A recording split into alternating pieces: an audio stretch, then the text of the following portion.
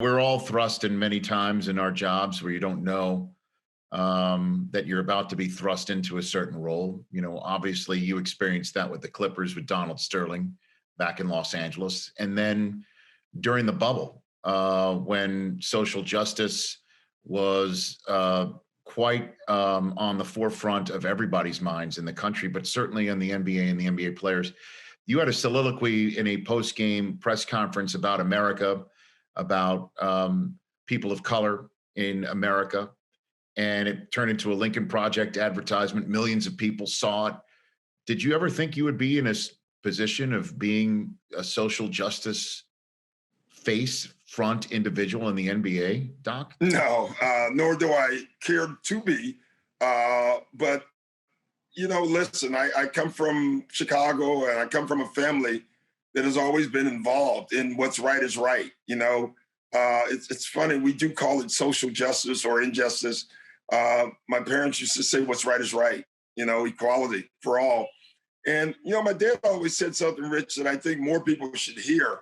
Just because one group of people want equality, and in this case, it's many groups. It's not just blacks. It's a lot of people that want it. Just because they want equality doesn't mean that they're taking away your equality.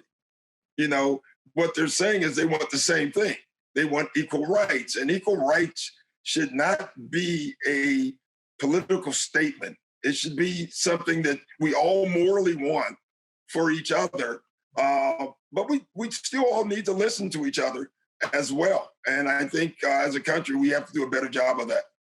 Where do you think everything is in terms of the NBA? As you know, the NBA said that they were going to get involved, and there was, there was a conversation in the bubble about not playing. The NBA and the owners got together and said that we want to map out a plan. Where do you think that plan sits right now, Doc? I think that plan is great. I mean, we already have done things, getting arenas as voting venues for the elections were terrific.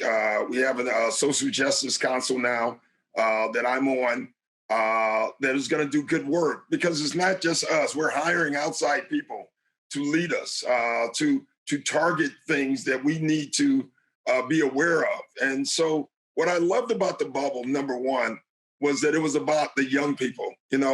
Obviously I said what I said and that got a lot of the rub. But what people didn't see was all the young people being involved and being emotional and trying to figure out where to go with all this stuff. And they targeted several areas, and they're doing it.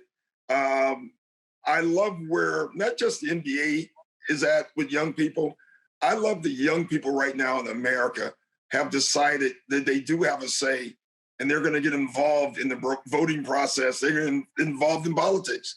Because let's just be honest, politics are involved in you every single day. So when you hear people say, I don't want to get involved, I'm thinking, okay, but it's involved in you. So you might as well get involved. Hey, you watched all the way to the end. Thanks for that. Watch more right here.